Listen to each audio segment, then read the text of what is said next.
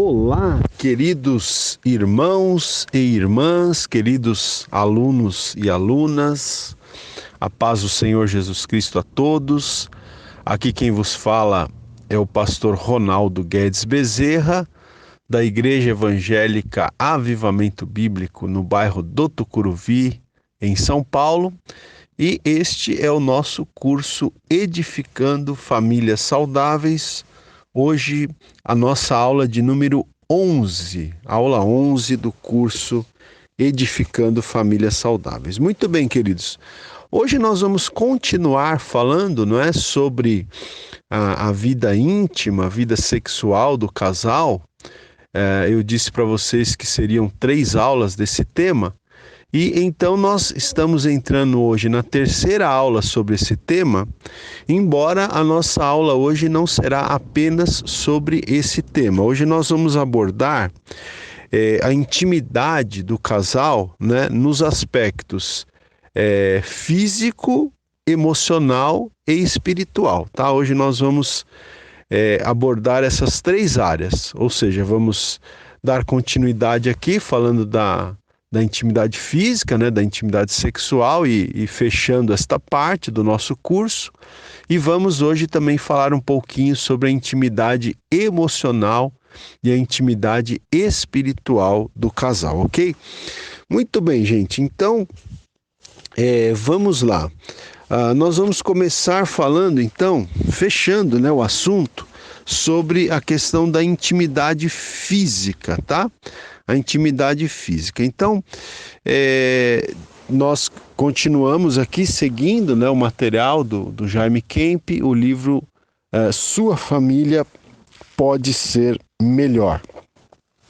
Então, diz aqui o nosso autor o seguinte, que a intimidade física foi planejada por Deus para ser desfrutada pelo casal após o casamento, né? Então a gente já tem falado, já tem batido bastante nessa tecla, né, neste curso, que no plano de Deus a intimidade sexual deve ser desfrutada apenas no contexto do casamento, nem antes do casamento e nem fora do casamento, não é?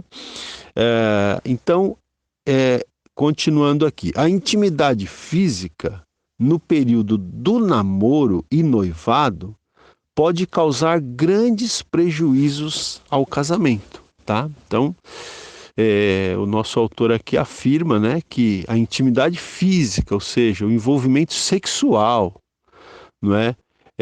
No período do namoro, no período do noivado, ou seja, antes do casamento, isso pode causar grandes prejuízos ao casamento. Por quê? Porque o envolvimento físico, o envolvimento sexual antes do casamento, ele traz frustração, sentimento de culpa e é fonte de muitos atritos na vida familiar. Então veja, o autor aqui, né, ele diz que o envolvimento físico, o envolvimento sexual antes do casamento, por que ele traz muitos prejuízos? Porque vai terminar trazendo frustração, não é? Sentimento de culpa e também outros tipos de atritos depois do casamento, né? Então o Jaime Kemp, ele desenvolve um argumento aqui, que eu vou ler para vocês, que é interessante, não é? Ele diz assim, que a noiva se desenvolveu, né, intimidade sexual antes do casamento, a noiva ela casa frustrada. Por quê? Porque permitiu que seu noivo fosse além dos limites no relacionamento físico, né? Então por isso ela fica frustrada. E aí o nosso autor aqui, ele desenvolve uma argumentação dizendo que em função disso, a tendência dessa mulher é tornar-se dominante e agressiva, não é? Por ter ficado frustrada, né, por ter permitido que o seu noivo fosse além dos limites no relacionamento físico, a tendência dessa mulher é tornar-se dominante, tornar-se agressiva e ter a tendência também de terminar assumindo o papel que seria do marido, né, no relacionamento conjugal. Ela faz isso consciente ou inconscientemente por causa de sua mágoa e ressentimento, né? Então, essa mulher, segundo o argumento que o Jaime Kemp desenvolve aqui, ela pode, né, por causa da mágoa, por causa do ressentimento, né, que fica por terem avançado o sinal antes do casamento, isso faz com que, de forma consciente ou até de forma inconsciente, né, é, a pessoa, né, no caso essa mulher, termina então se tornando uma pessoa dominante, agressiva e assumindo o papel do marido, né? E por outro lado, né, no caso do marido, a gente está falando aqui da mulher. No caso do noivo, né, que também ultrapassou os limites ali antes do casamento, né, os limites tendo um envolvimento sexual, então aqui o autor ele argumenta que no caso do homem, né, o marido, ele fica com sentimentos de culpa por causa de ter avançado os sinais, né, por causa de ter avançado os limites antes do casamento. E ele fica decepcionado consigo mesmo e a tendência em função disso é tornar-se cada vez mais passivo, né? O marido, ele não gosta quando a esposa assume a liderança do lar, mas porque perdeu a autoridade, ele não reage, torna-se passivo e sente-se culpado. Então, essa aqui é uma argumentação, né, que o Jaime Kemp desenvolve aqui, né? Talvez, quem sabe, alguém que esteja ouvindo essa aula possa até discordar disso daqui, mas eu penso que é interessante colocar aqui, eu penso que é interessante a gente pensar, né, levar isso em consideração, tá? Principalmente, né, para pessoas principalmente jovens, assim, que nasceram num contexto, né, cristão, foram criados num contexto de igreja. De fato, é, eles têm essa consciência, né, do que é certo, do que é errado, do que agrada a Deus, do que desagrada a Deus. E esse tipo de intimidade física, sexual antes do casamento pode de fato levar a esse tipo de frustração, não é? Esse tipo de sentimento de culpa, de decepção consigo mesmo, né? E aí então começa já a haver inversões de papéis e problemas, né? Já depois do casamento, então, em função de essa intimidade física, sexual ter sido desenvolvida antes do casamento, né? O nosso autor aqui, ele chega a dizer que existem esposas, né, que sentem repulsa por seu marido, né, simplesmente quando é tocada por ele. E por qual razão, né? Qual a causa disso? Pode ser, diz ele aqui, que esteja nos ressentimentos provocados pelo excesso de intimidade que, repetindo que existem, né, mulheres, esposas que sentem repulsa pelo próprio marido simplesmente quando o marido chega perto para tocá-la. E uma das razões, né, é claro que podem existir muitas razões para isso, mas uma das razões poderia ser então o ressentimento que foi desenvolvido, né, e provocado pelo excesso de intimidade física que ocorreu antes do casamento. Então, o Jaime aqui, ele dá agora alguns conselhos, tanto para os solteiros como para os casados, né? Relacionado a isso que a gente acabou de dizer aqui. Então, ele diz aqui, se você é solteiro, né, ou solteira, esteja você namorando ou não, né, esteja noivo ou noiva ou não, ele diz aqui, eu o aconselho a esperar até o casamento para ter intimidade física, para ter intimidade sexual, né? Por quê? Isso evitará duras consequências, tá? Então ele está aqui aconselhando os solteiros a esperarem até o casamento para terem e desenvolverem intimidade física e sexual, pois agindo assim, né, se evitarem o relacionamento sexual antes do casamento, isso também vai evitar duras consequências depois do casamento. E aí ele até diz o seguinte aqui: talvez a esta altura você, né, vamos imaginar que tem alguma pessoa solteira que está ouvindo essas aulas, noivo ou não, mas que esteja, né, namorando, enfim, e talvez a esta altura você já tenha se envolvido demais, né? Quem sabe tem alguém ouvindo essa aula que já se envolveu sexualmente com o namorado, com o noivo, antes do casamento. Então, o que fazer nesse caso, se você já entrou num relacionamento íntimo, sexual com seu namorado ou com a sua noiva, enfim? Então ele diz aqui: confesse isto a Deus, né? Confesse esse pecado a Deus, peça perdão à pessoa com quem você teve tal intimidade e desenvolva meios de se proteger para não cair de novo, tá? Então, a pessoa que já se envolveu, que não é casada ainda, né, homem ou mulher, mas que já se envolveu sexualmente com o namorado, com o noivo, então o que fazer? Você tem que fazer 3 coisas aqui. Primeiro, você tem que pedir perdão a Deus, confessar o seu pecado a Deus. Segundo, você tem que pedir perdão à pessoa que você também terminou se envolvendo, né, sexualmente com essa pessoa.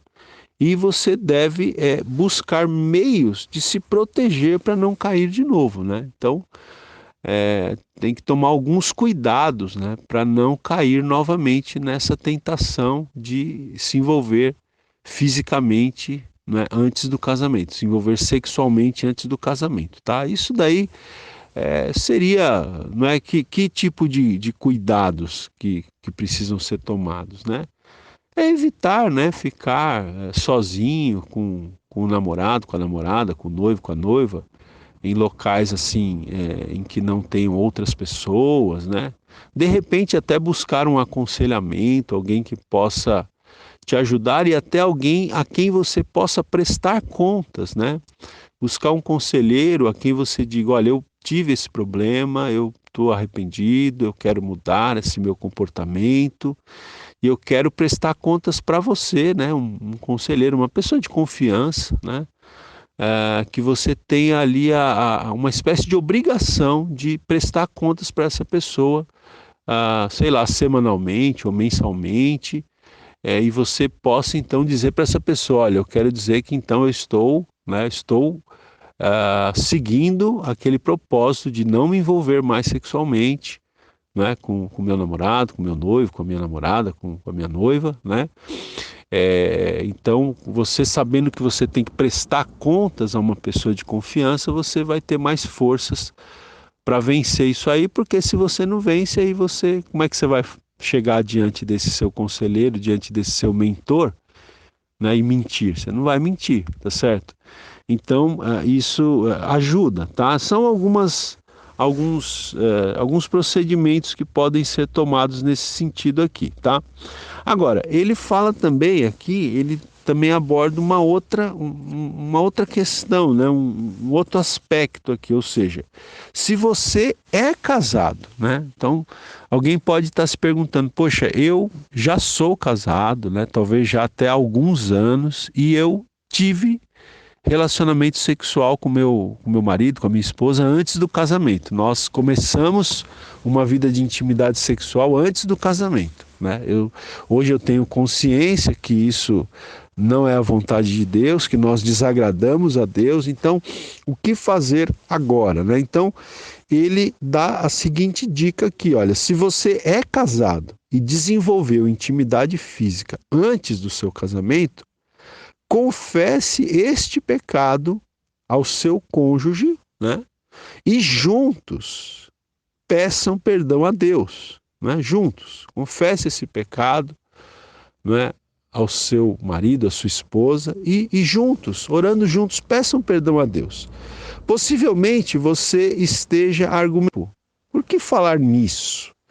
E aí o nosso autor aqui argumenta que é absolutamente necessário limpar sua consciência para desenvolver uma intimidade real, né? Então, o Jaime Kemp aqui ele argumenta que é importante, não é, resolver isso, é importante alinhar isso, é importante né, limpar, né, ter a sua consciência limpa, né, porque isso vai também ajudar você a desenvolver uma intimidade real, não é, no seu casamento, inclusive nessa área sexual, ok? Ele cita aqui também, eu não vou ler, não é, gente? Mas ele cita aqui textos do livro de Cantares, Cantares de Salomão. A gente falou na aula passada, não é? Que são livros que trazem, não é, assim, expressões românticas, né? E até certo ponto, até eróticas mesmo, né? Do relacionamento de um homem com uma mulher, tá? Então ele aqui sugere que as esposas, né, leiam Cantares, capítulo 5, do versículo 10 ao 16, e que os maridos leiam Cantares, capítulo 7, de 1 a 9, tá? Então, a partir desses textos, vocês podem ver algo que a gente tinha falado na aula passada também, tá? Então é isso. Ele diz aqui, a convivência tão agradável para a maioria dos casais na lua de mel deve ser muito mais agradável ao longo do casamento, né? É interessante que esse capítulo aqui, gente, no qual estou me baseando hoje, ele até tem um título sugestivo, né? O título aqui é o seguinte: quanto tempo dura a lua de mel? Né? Quanto tempo dura a lua de mel? Então, o ideal é que a lua de mel dure, né? Para sempre, vamos dizer assim. E que mais do que isso, né, que esse relacionamento ele se aprofunde, né, que o relacionamento do casal seja tão bom, vá se tornando tão agradável, que possa ser até muito melhor do que foi na lua de mel, né? Então ele termina aqui essa primeira parte desse capítulo dizendo aqui que a convivência, né, tão agradável para a maioria dos casais na lua de mel deve ser muito mais agradável, né? Deve aumentar a agradabilidade dessa relação ao longo do casamento.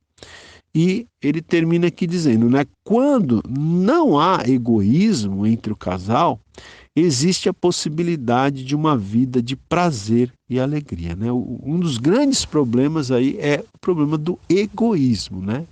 É cada um pensar só em si mesmo, tá certo?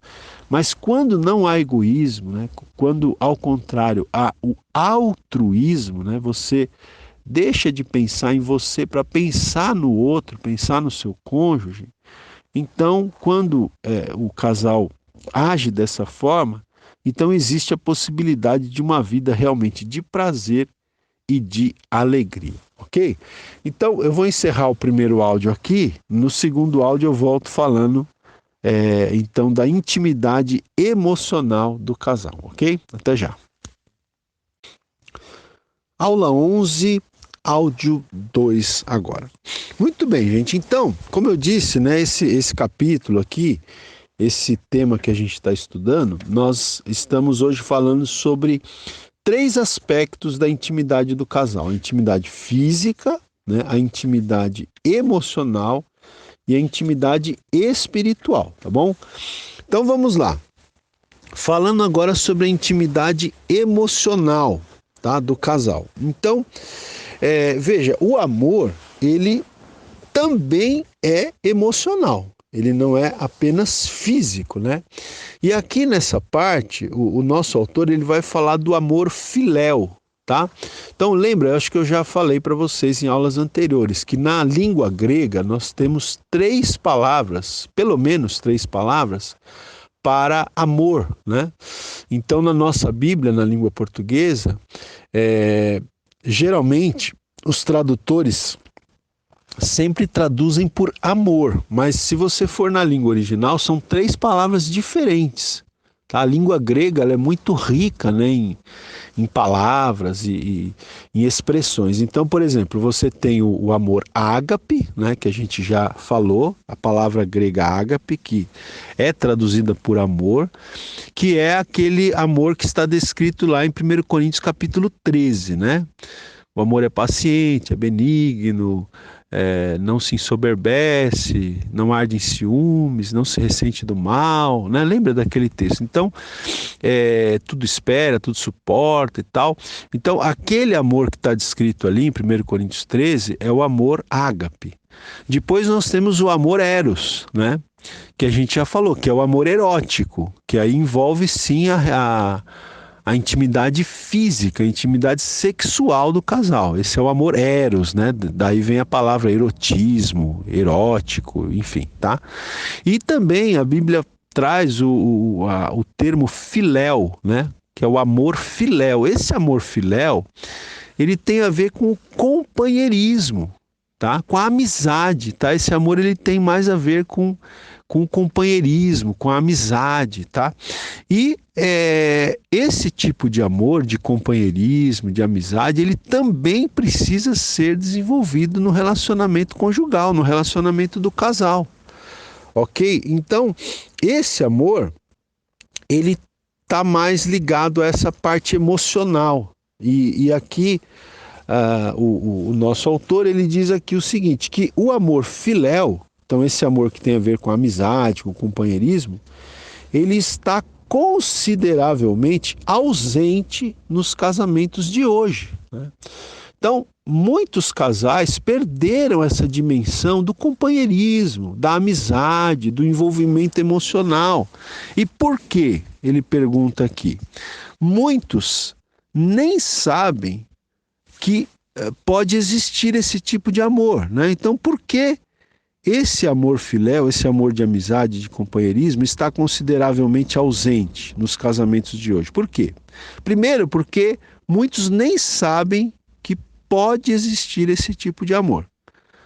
Outros começaram a desenvolver esta intimidade, mas depois se tornaram tão ocupados com emprego, filhos, etc., que já não a consideram importante, né? Então, você tem aqueles casais que talvez nem sabem, né, que possa existir esse tipo de amor. Um amor romântico, né, um amor de companheirismo, de amizade, né? Outros casais até começaram a desenvolver esse tipo de amor, né, o amor emocional, do companheirismo, da amizade. Mas aí o que acontece? Começam as correrias da vida, né?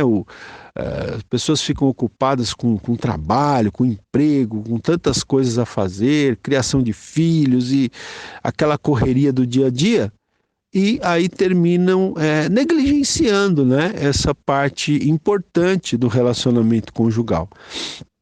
Então, diz aqui o autor, se há uma coisa que caracteriza os relacionamentos conjugais hoje em dia, é a falta de intimidade emocional, né?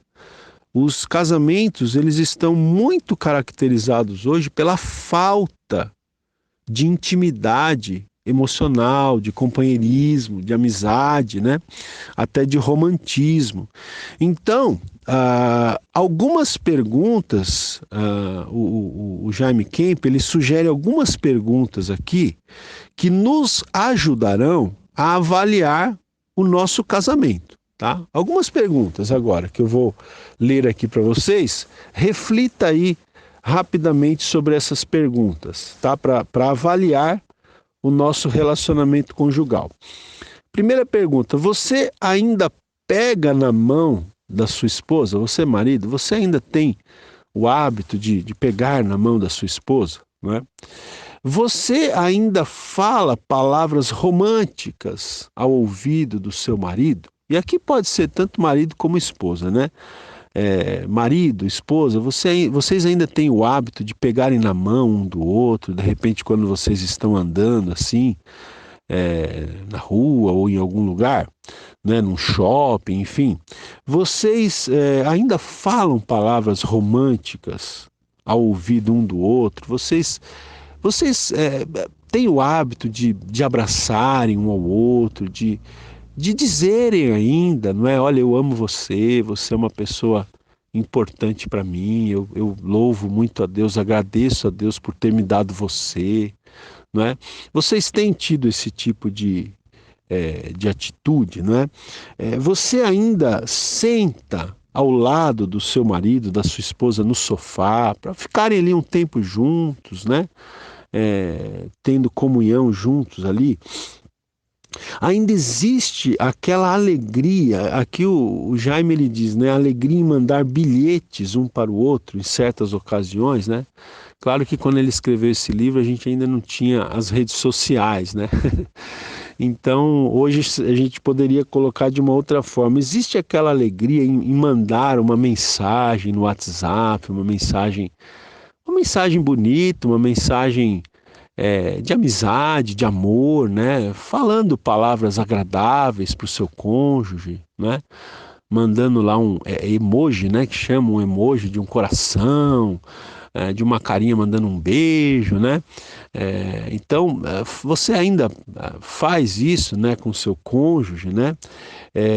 Hoje em dia a gente tem, como eu falei, as redes sociais, ali num dia do seu aniversário de casamento ou no aniversário do seu cônjuge, você coloca ali no Facebook, no Instagram, uma foto bonita com uma mensagem, né? Agradecendo a Deus pela pessoa que Deus te deu. Você tem feito esse tipo de coisa, né? Você ainda leva flores para sua esposa de vez em quando, né? Você ainda faz aquela torta que ele tanto gosta, aquela comida, né, preferida dele, você ainda faz isso, né? Então, ele diz aqui, o nosso autor, é bem provável que sua resposta seja não a muitas dessas perguntas, né? Infelizmente, é bem provável que a sua resposta seja não a muitas dessas perguntas. Aquele primeiro amor já esfriou, né? Aquele primeiro amor da época do namoro, da época do noivado, aquele primeiro amor dos primeiros meses de casamento, né? Já esfriou. E aí o seu casamento se tornou chato, triste e insuportável. Há casais, diz ele aqui, que estão tão distantes um do outro, né?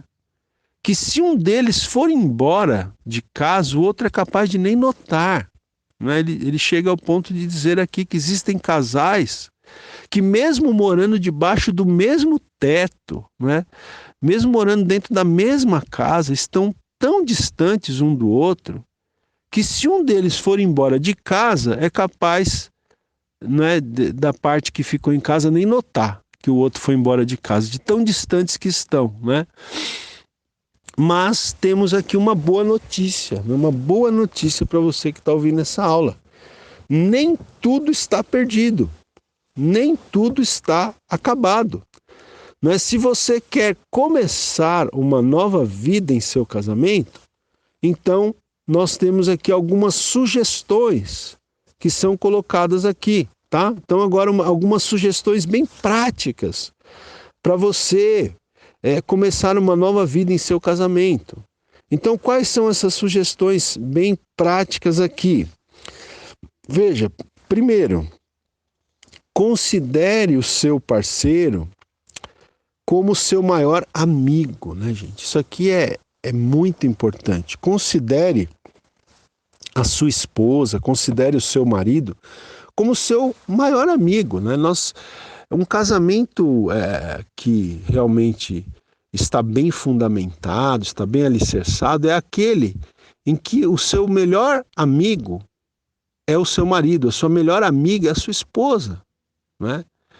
Isso é muito importante. Quando um marido pode dizer, olha, a minha maior amiga, a pessoa com quem eu tenho maior intimidade, inclusive emocional, para me abrir e falar coisas muito íntimas e profundas, é o meu cônjuge, né? Quando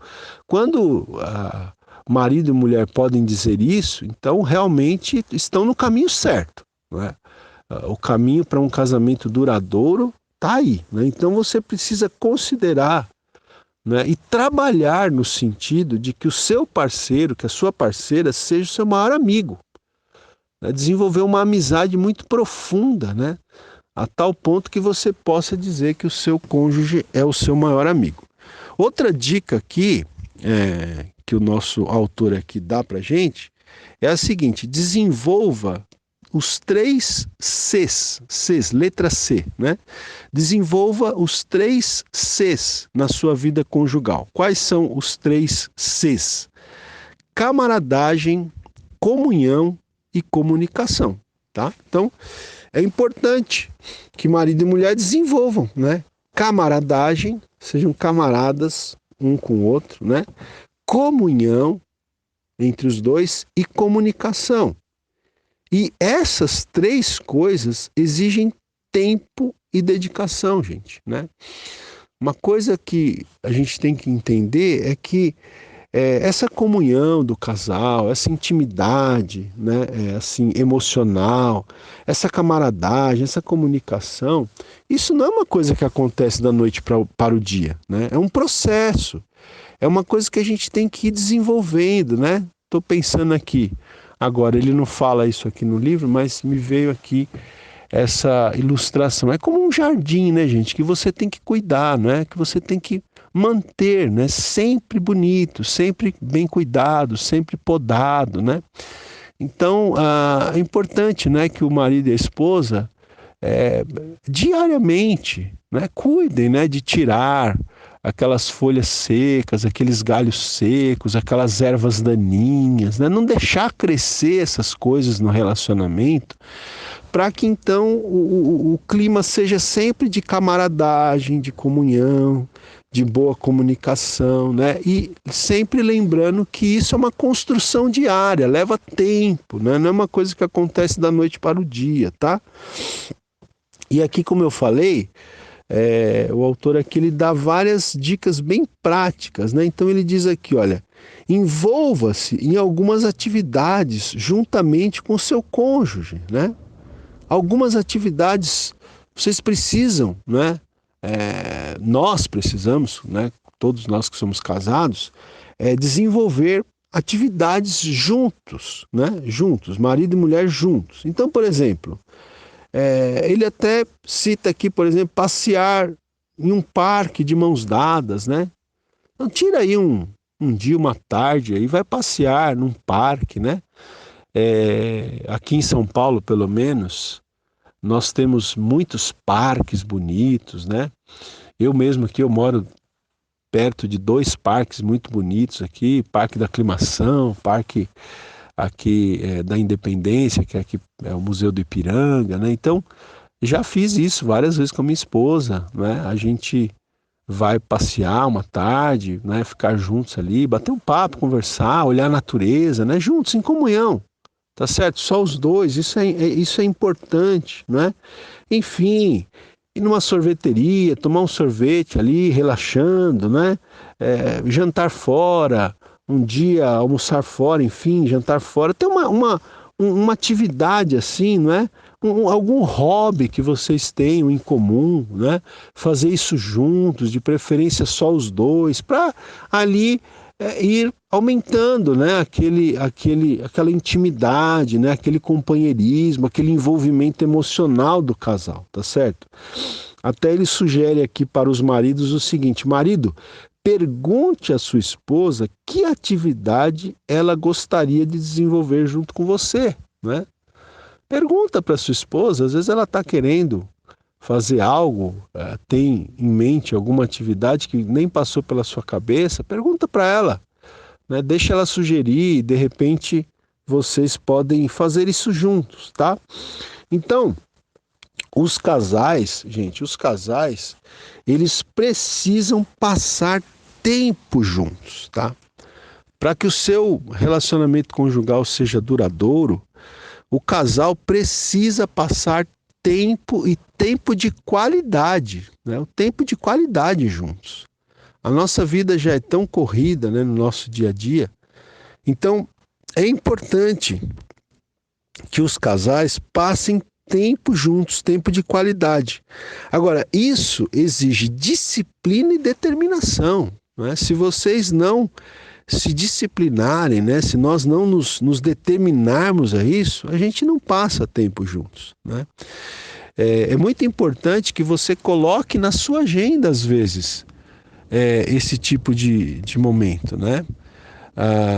As pessoas que são muito ocupadas precisam fazer isso, né?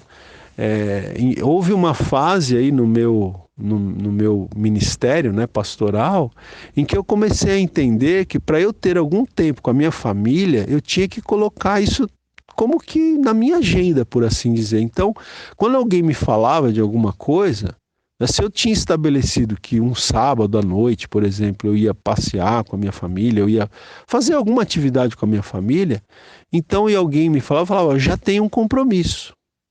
Né? Nesse dia eu já tenho um compromisso. Eu não preciso dizer qual é o compromisso, mas eu já tinha assumido aquele compromisso com a minha esposa, de repente com os meus filhos, da gente passear um pouco, da gente ficar um pouco juntos, não é?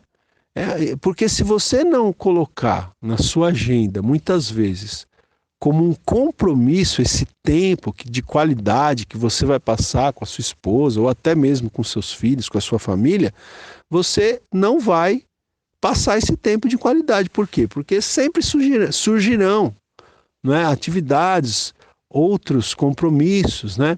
Então alguém já disse, gente, é uma coisa muito interessante, alguém já disse que se você não fizer a sua agenda, outros farão a sua agenda por você, né?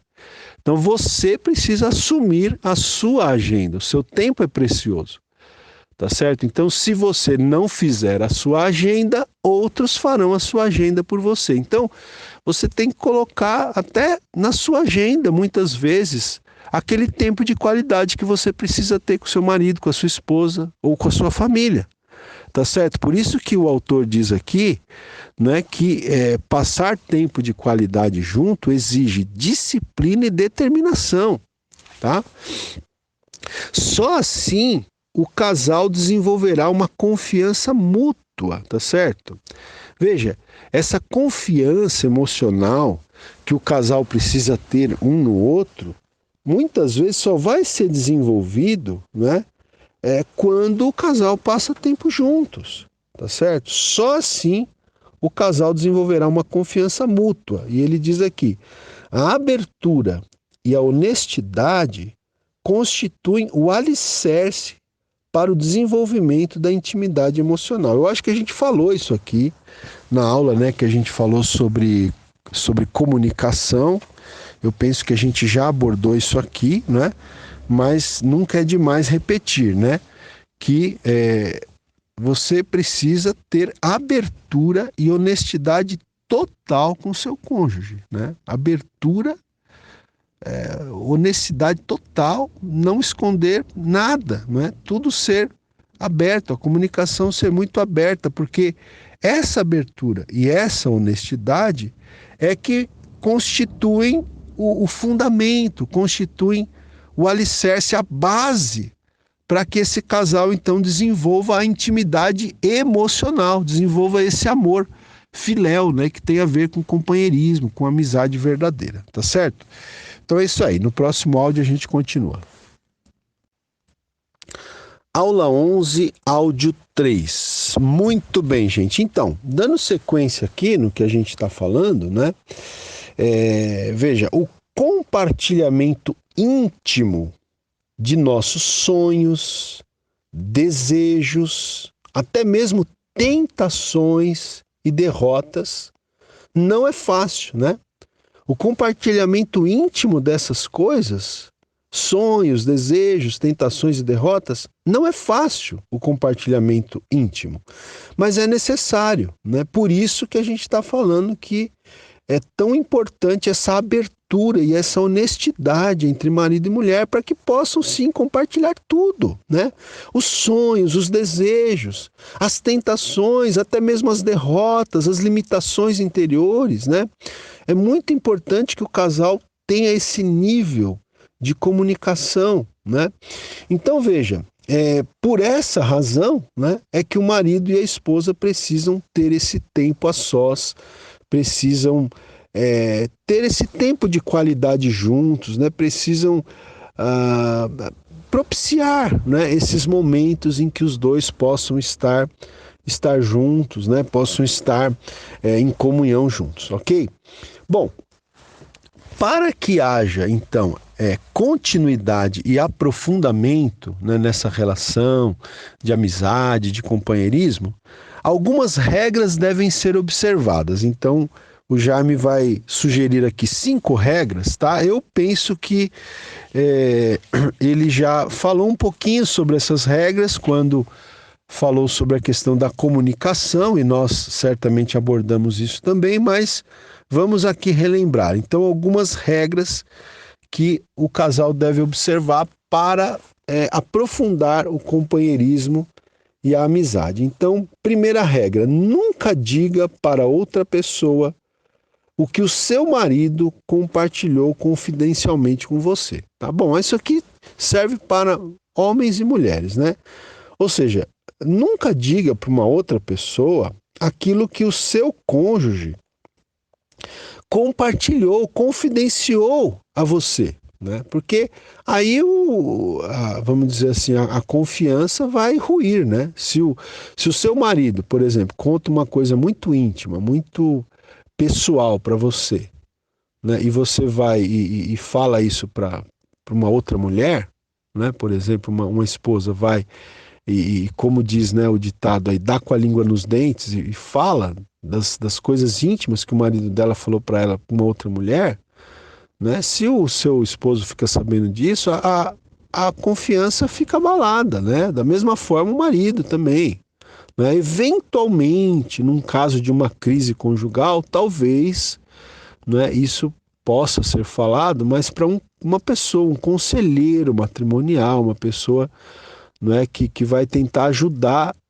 os dois, né? Mas não assim de forma leviana, de forma banal, você chegar e contar para uma pessoa aquilo que o seu cônjuge te falou, confiou a você na intimidade, né? Então, essa é a primeira regra. A segunda regra é a seguinte: dê ao seu cônjuge uma atenção entusiástica e interessada quando ele está falando, né? Então, você deve dar ao seu cônjuge uma atenção entusiasmada, né? Interessada quando ele está falando, né, gente? Isso é muito importante, principalmente nessa época de celulares, né? Que muitas vezes os casais nem conseguem conversar sem estar com o celular na mão, né? Uma coisa é uma conversa casual ali, sentado no sofá da sala, tá conversando uma conversa, né, casual, uma conversa que não tem muita profundidade. Isso é uma coisa. De repente você está até com o celular ali na mão, conversando, tal, mandando uma mensagem, enfim. Mas principalmente quando, né, quando o casal quer separar esse tempo para estar junto, para aprofundar a amizade, o companheirismo, é importante que não permitam, né, que o celular roube esse tempo de qualidade, né, mas que o marido e a esposa estejam realmente dando atenção um ao outro, né, conversando de maneira entusiasmada, de maneira interessada, tá certo? Então é isso. Terceira regrinha aqui, né? Não tire nenhuma conclusão antes que o seu cônjuge tenha falado tudo o que ele queria comunicar, né? Então é aquilo, é não responder antes de ouvir, porque como diz lá em Provérbios, é tolice, é estultícia, é insensatez você responder antes de ouvir o que a outra pessoa tem a dizer. Então, não tire nenhuma conclusão, né, antes que o seu marido ou que a sua esposa tenha falado tudo o que ele queria falar, o que ele queria comunicar, tá? Quarta regrinha aqui, olha, deixe bem claro ao seu cônjuge que você está entendendo o que ele está dizendo, né? Então, que fique claro para o seu cônjuge que você está entendendo perfeitamente o que ele está dizendo. Você não é obrigado a concordar com o que está sendo dito, mas tenha cuidado para, ao rejeitar uma ideia, não rejeitar a pessoa. Perdão. Então, gente, é normal que um casal não concorde em tudo, né? na verdade, é até bom que não concorde em tudo, porque você tem duas visões diferentes, às vezes sobre um mesmo aspecto, sobre o mesmo fato, tá certo? Como acho que eu já disse aqui uma vez, em alguma aula, existe uma frase famosa da esposa do Billy Graham, né, da Ruth Graham, que dizia o seguinte: se eu e o Billy concordássemos em tudo, um de nós seria desnecessário, né? Se nós concordássemos em tudo, um de nós seria desnecessário. Então, você não é obrigado a concordar com tudo que o seu cônjuge diz, mas você precisa ter o cuidado para respeitar a opinião contrária. Né? Para quando você rejeitar uma ideia, você não rejeite a pessoa, né? Porque às vezes a gente tem esse defeito muito grave, a gente não ataca muitas vezes a ideia, a gente ataca a pessoa, né? Quando a gente não concorda com a ideia de uma pessoa, muitas vezes essa questão se torna uma questão pessoal, tá certo? Quando deveria ser apenas uma questão no campo das ideias, né? Vamos seguir aqui. A quinta dica que ele dá aqui, para que haja esse aprofundamento emocional, né, esse aprofundamento de amizade, de companheirismo, é o seguinte: quando compartilhar, não ofenda seu cônjuge pelos erros cometidos, né? Evite colocar seu parceiro na defensiva, tá? Então, cuidado, né, para não ofender o seu marido, a sua esposa, né? Mesmo que erros tenham sido cometidos, cuidado para não ofender, né? Evite colocar o seu parceiro na defensiva. Então, vamos lá, continuando aqui. Note que, como a gente já disse, intimidade emocional não acontece de um dia para o outro, tá? Esse companheirismo, essa amizade não acontece de um dia para o outro. É um processo a ser desenvolvido durante toda a vida, gente. Olha, essa frase aqui, né, era para a gente até anotar aí, né? Então, intimidade emocional, companheirismo, né, amizade entre o casal não acontece de um dia para o outro. É um processo a ser desenvolvido durante toda a vida. É através das tribulações, das lutas, das crises, das lágrimas e também das alegrias que o amor se aprofunda, né? É através de todas essas coisas que a gente passa no dia a dia ao longo dos anos, através de lutas, de lágrimas, de crises, de tribulações e até de alegrias, que esse amor, não é, de amizade, ele vai se aprofundando, tá certo? Esse amor, ele começa quando duas pessoas deliberadamente e sinceramente compartilham o seu mundo, os seus interesses, os seus sentimentos, os seus pensamentos, os seus alvos e ideais, tá? Então, esse tipo de amor, de amizade, de companheirismo, ele vai, né, se desenvolver, né? Ele vai começar quando duas pessoas, então, né, marido e mulher, de uma forma sincera, de uma forma voluntária, deliberada, então começam a compartilhar, né, os seus, começam a compartilhar os seus interesses, começam a compartilhar os seus sentimentos, começam a compartilhar os seus pensamentos, começam a compartilhar os seus alvos, os seus ideais, né? Enfim, começam a compartilhar o seu mundo, tá certo? E aí, o autor, ele sugere aqui mais uma pergunta para a gente pensar, né? Ele diz aqui: faça a seguinte pergunta: será que eu e meu cônjuge temos construído dois mundos separados, né? Será que eu estou construindo um mundo diferente do mundo do meu cônjuge, né? Será que nós estamos criando dois universos distintos? Tá certo? Será? Às vezes acontece. O ideal é que ambos vivessem no mesmo universo, né?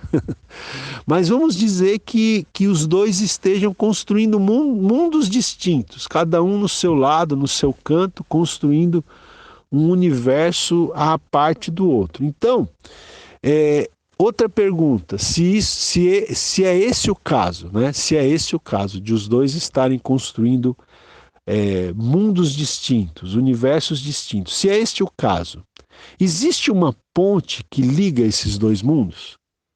Existe uma ponte? Se não existe, comece a construir essa ponte. Se vocês, ao longo dos anos, dos últimos anos, têm construído universos separados, e cada um fica no seu universo, cada um fica no seu mundo, então é hora de começar a construir uma ponte entre esses dois universos, entre esses dois mundos, né? Para que vocês possam desenvolver a intimidade emocional. Não há intimidade emocional se cada um não se envolve no mundo do outro, né? Não tem como haver essa amizade, esse companheirismo se marido e mulher não se envolvem no mundo um do outro, tá certo? Muito bem, gente. E agora aqui a terceira área de intimidade. Então nós falamos hoje sobre a intimidade física, né? Nós terminamos aí essa parte de intimidade física, sexual do casal. Avançamos para o segundo ponto, que foi a intimidade emocional, que é esse amor filéu, né? O amor do companheirismo, da amizade. E agora, para terminar, eu quero falar aqui sobre a intimidade espiritual, tá, gente? A intimidade espiritual. Então, diz aqui o nosso autor que nunca é tarde demais para começar a intimidade espiritual, né? Talvez alguns casais falem, poxa, mas a gente já vive tantos anos juntos, a gente nunca desenvolveu intimidade espiritual.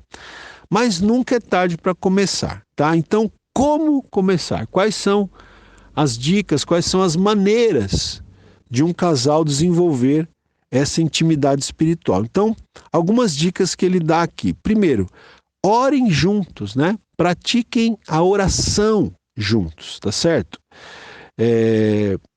Orem juntos. Ele diz aqui, né? Eu nunca encontrei um casal que tenha desenvolvido intimidade na oração e que veio a se divorciar, né? Interessante isso aqui.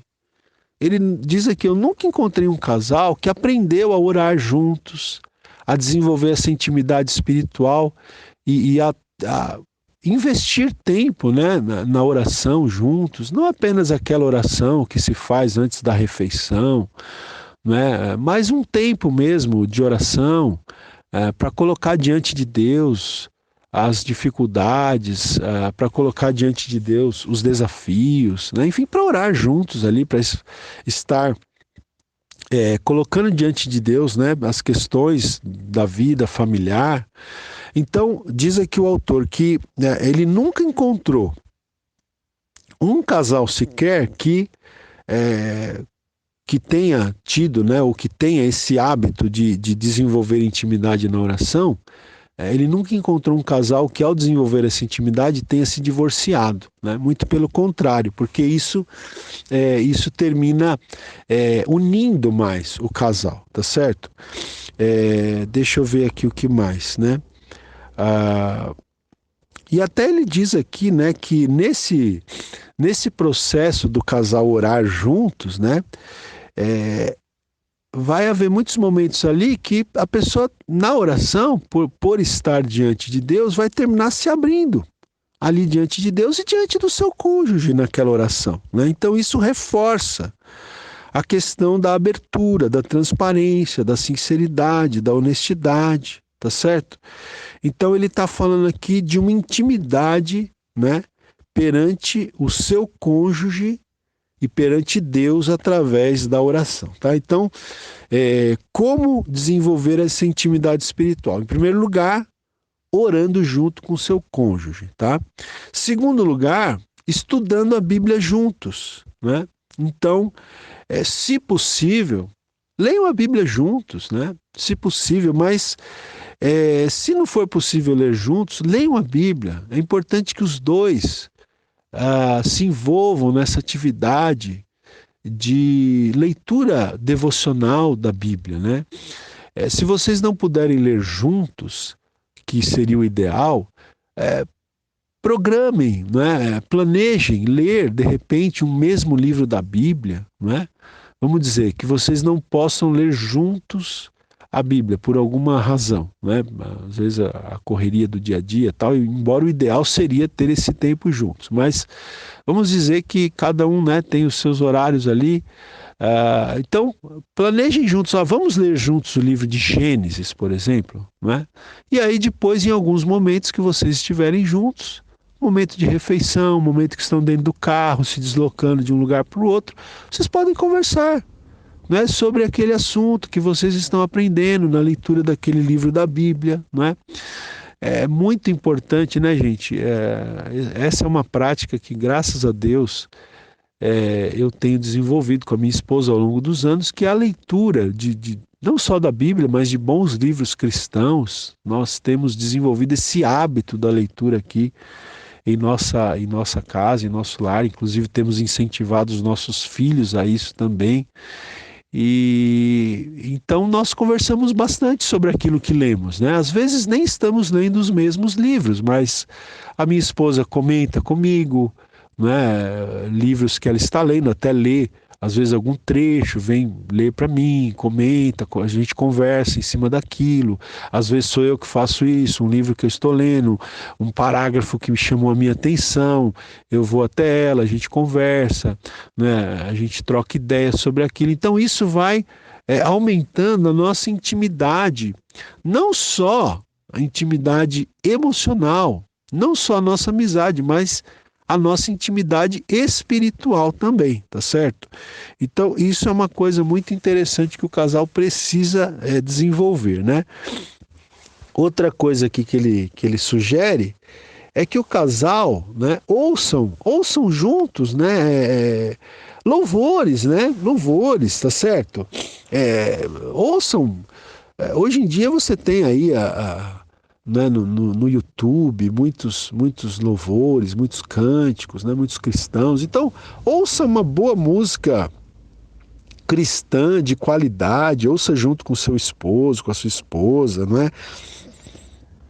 O Jaime Kemp sugere até que cantem juntos, né? Que o casal cantem juntos, porque cantar é algo que faz muito bem para a alma, né? Você começa a se sentir mais animado, né? Mais disposto. Muitas vezes aquela aura, né? De pessimismo, de negativismo vai até embora quando você começa a louvar a Deus, quando você começa a cantar. Então cante junto aí com o seu marido, com a sua esposa, né? Outra coisa, ouçam mensagens edificantes, gente. A gente tem muita coisa, né? Nós vivemos num tempo hoje fantástico, né? Então você pode ouvir juntos. Essas aulas mesmo que eu mando, já não é de hoje, né? Já mandei aí outros cursos.